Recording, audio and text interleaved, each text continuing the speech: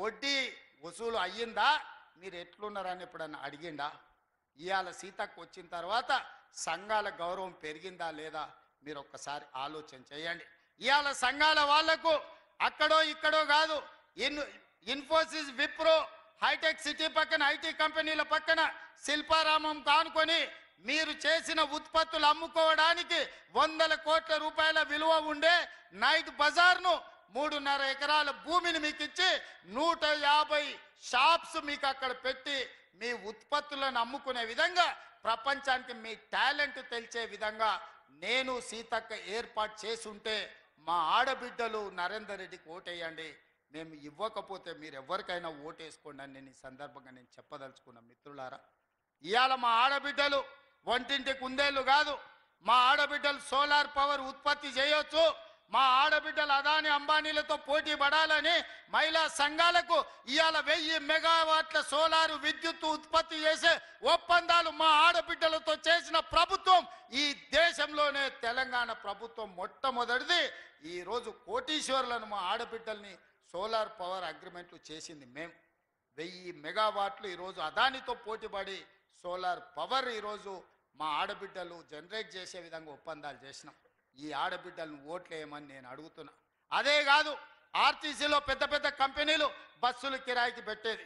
ఈసారి 600 ఆర్టీసీ బస్సులు ఆడబిడ్డలతో కొనిపించి కార్పొరేషన్కు కిరాయికి పెట్టి ఈరోజు మా ఆడబిడ్డలను వ్యాపారస్తులుగా చేసి 1 కోటి మంది ఆడబిడ్డల్ని కోటీశ్వరులను చేసే శపథం మా ప్రభుత్వం తీసుకున్నది. ఇవాళ ఈ 1 కోటి మంది ఆడబిడ్డలు మీకు మేలు జరిగితే మీ బిడ్డలతో ఓట్లు నరేందర్ రెడ్డికి వేయించండి.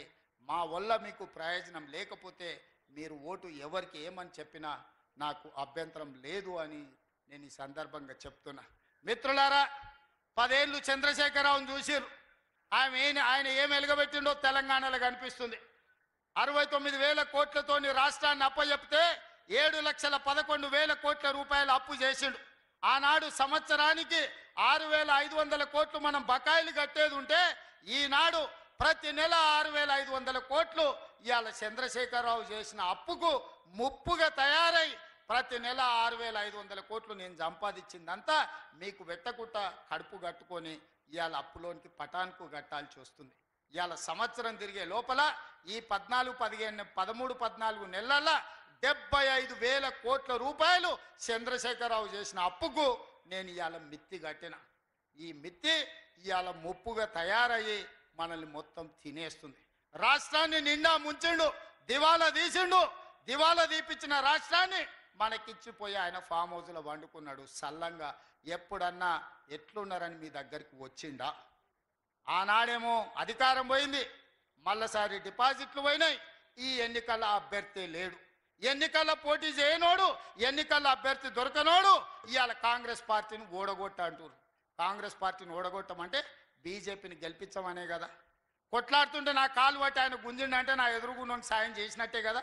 ఇవాళ కొట్లాటలా మోడీ మీద కలబడి మా రాష్ట్రానికి మెట్రో రైలు ఎందుకు ఇవ్వవు, మాకు మూసీ నది ప్రక్షాళనకు నిధులు ఎందుకు ఇవ్వవు, మాకు రీజనల్ రింగ్ రోడ్ ఎందుకు ఇవ్వవు, మా పాలమూరు రంగారెడ్డి ఎత్తిపోతలకు జాతీయ హోదా ఎందుకు ఇవ్వవు, మా సమ్మక్క సారలమ్మకు నీళ్ళు ఎందుకు కేటాయించవు, మా సీతారామ ప్రాజెక్టుకు నీళ్ళ కేటాయింపులలో ఎందుకు అన్యాయం చేస్తున్నావు అని మోడీతో నేను కొట్లాడుతుంటే చంద్రశేఖరరావు సందట్లో సడేమియలాక నా కాలు పట్టి గుంజుతున్నాడు, నా అంగి పట్టి లాగుతున్నాడు. ఎవరి కోసమే? మోడీ కోసం కాదా?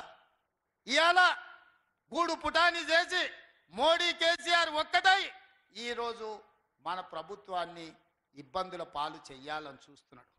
ఇవాళ నేను ఒక్క మాట అడగదలుచుకున్నా. మా బీసీ సోదరుల చదువుకున్నారు, చైతన్యం వచ్చింది, మీ వాటా మీ కోట మీరు అడుగుతున్నారు. 100 ఏళ్ళల్లా 1931లో తెల్లదొరలు ఉన్నప్పుడు కులగణన జరిగితే 2025 సంవత్సరం వరకు దాదాపుగా 96-97 ఏళ్ళల్లా ఎన్నడన్నా మీ కులగణన